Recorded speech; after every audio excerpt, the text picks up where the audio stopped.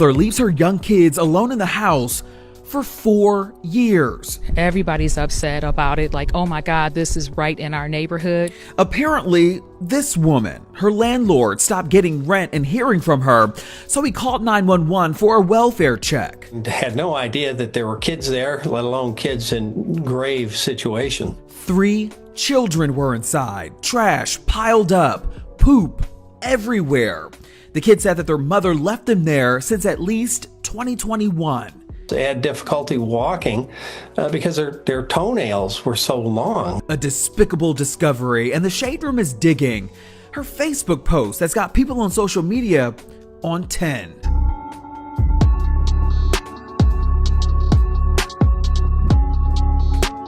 It doesn't get lower than this. It was Valentine's Day, a day to celebrate love, but it turned into a day of horror in Pontiac, Michigan, which is a suburb of Detroit.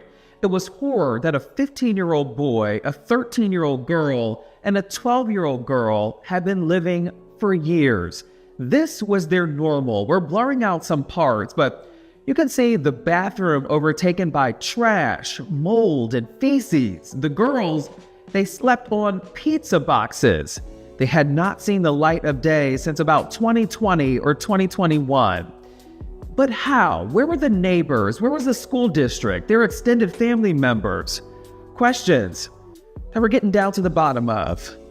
We went to the house to check on what was going on there and had no idea that there were kids there, let alone kids in grave situation. Their hair was matted. They were covered in urine and feces. When we took the kids out of the house, they had difficulty walking because their toenails were so long. They hadn't had any grooming. I don't think they had basic hygiene knowledge of what to do. They hadn't been given hygiene products for years, toothbrushes, etc. It was everyday life for these 3 siblings. Oakland County Sheriff Michael Bouchard telling the Fox affiliate in Detroit that they had not attended school since their abandonment. Instead, they were locked inside this condo on Lydia Lane to never come out. We showed up at the house. The young boy did have communication with the mom and said the police were there, and she said hide. The 2 girls, they did hide in the bathroom until they were asked to open the door. There was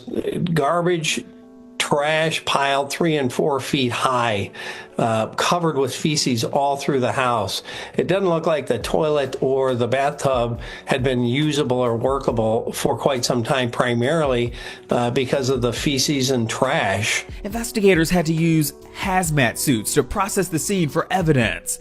The kids telling deputies that they spent day and night passing time by playing games and watching TV. They would only see their mother when she or another stranger would stop by once a week to drop pre-prepared food on the porch. If you think about the horrific ads you see on TV to spur donations for animals that have been abused or are living in terrible conditions, multiply that by 10. Sheriff Bouchard not releasing the mother's name because she shares the same name as one of her daughters. So we at the Shade Room, we're not sharing it either to protect the child's identity, but we did find the 34-year-old's mugshot in the county database. She's still sitting in jail. Charges haven't been listed at this time. The prosecutor's office said publicly, quote, that it will not comment on the pending case until it has been reviewed and a charging decision has been made. It's pretty heartbreaking that the kids would have to live under those conditions. People just kind of get in their car and go. Neighbor Emma Gross couldn't believe it. She lives on a different block, but says that in that neighborhood, everybody typically keeps to themselves. So I think people are just kind of just doing their own thing now and just kind of going in their places and closing the doors. Neighbors reported seeing the mother come and go with items, but never spotted any children with her. You also can't ignore what role the Pontiac School District played in all of this. The district confirming Monday that the 3 children are not currently enrolled, and they couldn't comment any further.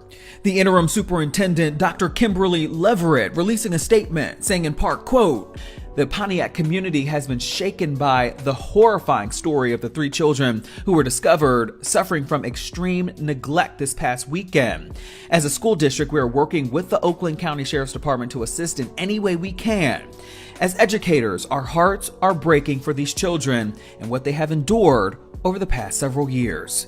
How could something like this happen? These children, how could people go living every day and not see something like this and report it sooner? A question so many want to know, and why their mother, too, had been posting on Facebook a week prior to her arrest, advertising a free food giveaway, knowing that her children were home alone, living in squalor.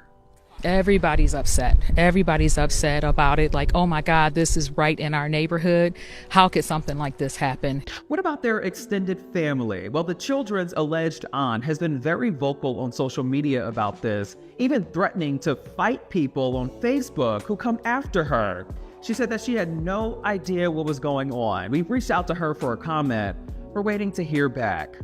The sheriff's office in the meantime says that the mother was arrested without incident at another location and that the children's father was not involved in their lives. The children, though, they've been turned over to a relative through Child Protective Services as the sheriff's office is collecting donations now on the family's behalf.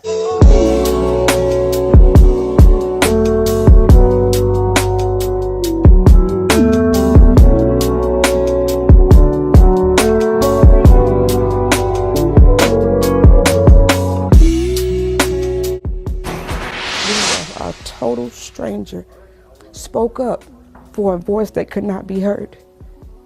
And look at where we are. A 2-year-old voice that cannot be heard after police find his body in a dumpster. His parents now charged with his murder. Thanks for joining us here at 6 o'clock. I'm Denise Valdez. I'm Brian Loftus. It is a case our 8 News Now investigators reported first. Now they're digging into possible missed opportunities to help. 8 News Now investigator David Charnes with the video you have not seen, and also asking the question, did 2-year-old Jacoby Robinson Jr. have to die? Say hi, Jacoby. Say hi. Say hi, Jacoby. These are the memories Gracie Martin wants to remember. Memories of joy and happiness. Memories of her grandson, Jacoby Robinson Jr., before police found his body in a dumpster. Only an animal would discard their own child the way that he was discarded. A Las Vegas City Marshal finding the boy there after his mother, Deja Smith, reported him missing. Hours later, police would arrest Smith and Martin's son, Jacoby Robinson Sr., for the boy's death. A death detectives believe happened after weeks of abuse. I kiss him every morning and every night. And tell him that I love him. Now, as her son and his girlfriend await trial from jail, this is all Gracie Martin has left. I just don't want him to be alone. An urn filled with Jacoby's ashes. No other child that's in CPS care or anybody else care deserve to be in an urn or to be buried. Police suspect Smith beat Jacoby and his younger brother in the weeks before Jacoby's death. On June 6th, detectives say this video shows Smith leaving the apartment she and her children shared. She's pushing a stroller before she calls 911 to report Jacoby missing. In the back of the stroller, police believe Jacoby's body is laying lifeless because they believe he's already dead. Minutes later, another camera catches Smith pushing the stroller toward a dumpster.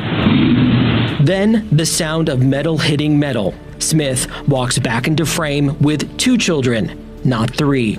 In all, Martin says her son and Smith have 5 children together. 2 children born before Jacoby now live in Texas.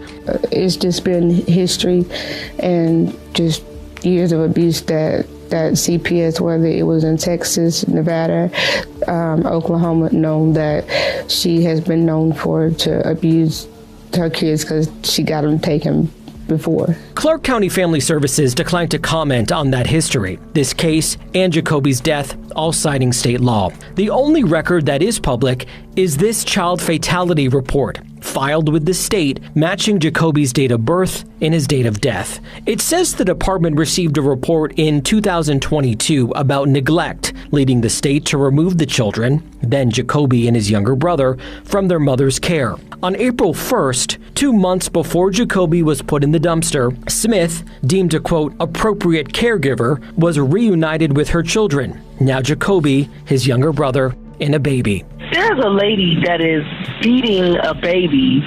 He has to be, if he's 2, I'm surprised. On May 25th, 7 weeks after regaining custody of her 3 children. And she's physically hitting the child?